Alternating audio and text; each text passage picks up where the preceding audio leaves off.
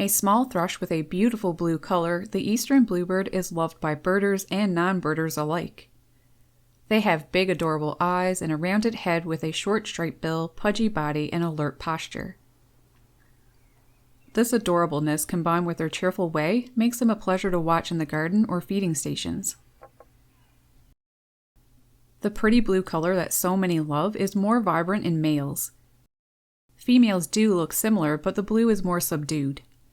So how do they get that blue color? They don't get it the same way cardinals and other colored birds do, which is from the pigments in the foods they eat. Birds can't make the color blue from their diet because blue pigments, like those in blueberries, are destroyed when birds digest them. Instead, the color on bluebirds and others like blue jays is produced by the structure of their feathers. In the barb of their feathers are microscopic air pockets that kind of look like a sponge. When light hits the feather, all colors except for blue is absorbed by a layer of melanin. Different shapes and sizes of these air pockets make many shades of blue.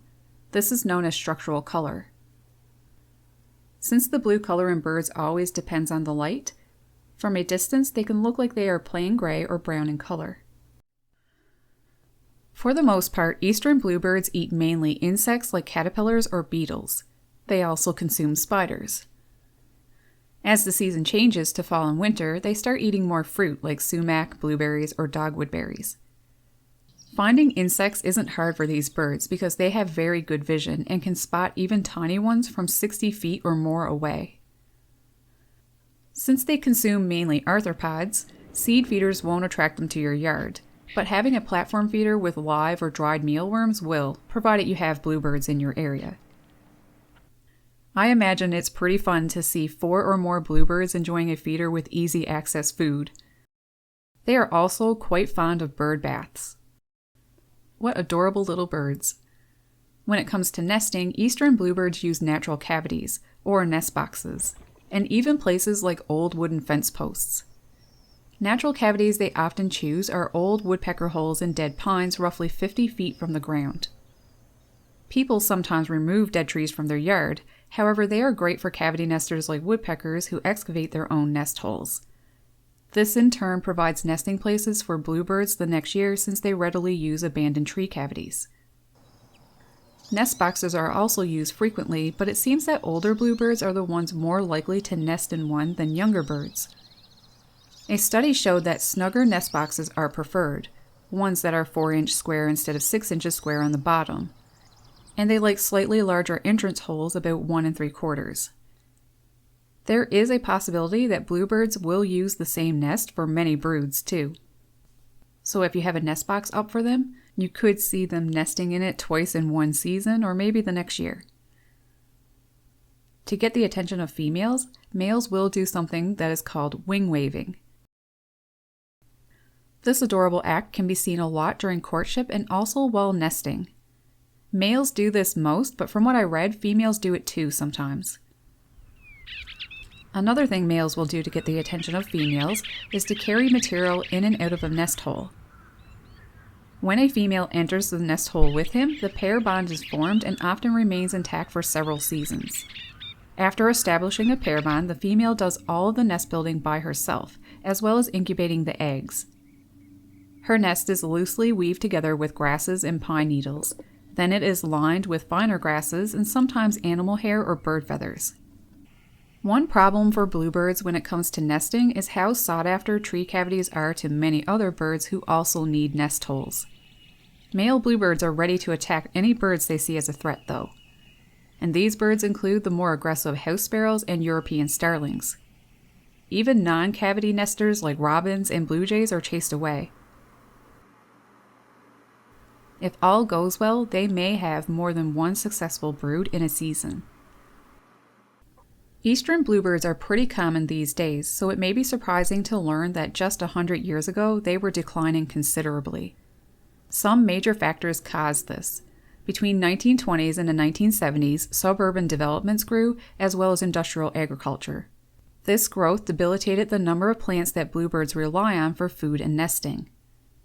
Another problem was finding places to nest.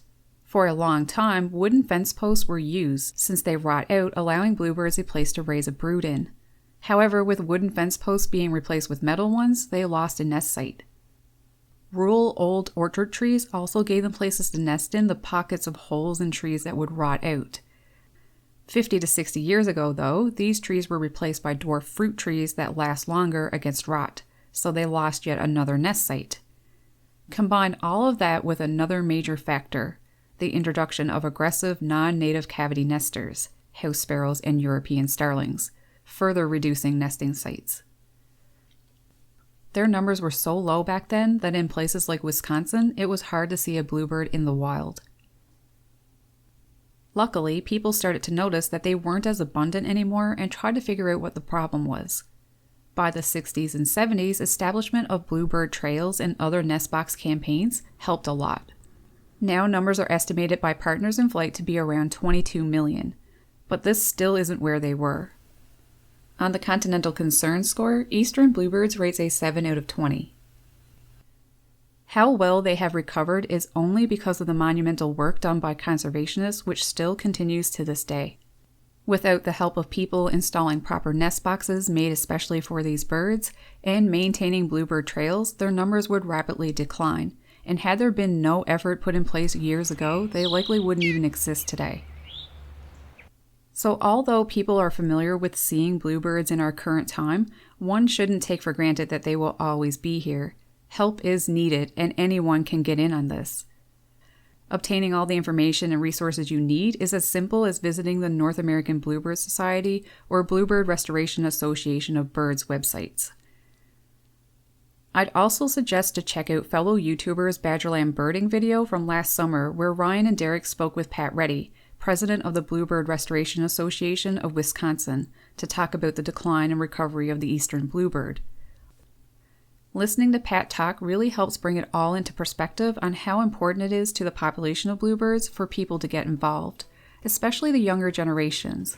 We need younger people to carry the torch. Which brings me to a couple of questions. I'm curious if any of my young viewers will be getting into this, or have you already in the past? What was your experience like? Comment below and let me know, and as always, I hope you enjoyed this video. A big thank you from myself and Jamie to everyone who sent in videos and photos. You were all a pleasure to work with. Thanks a lot for watching. Take care. Happy birding.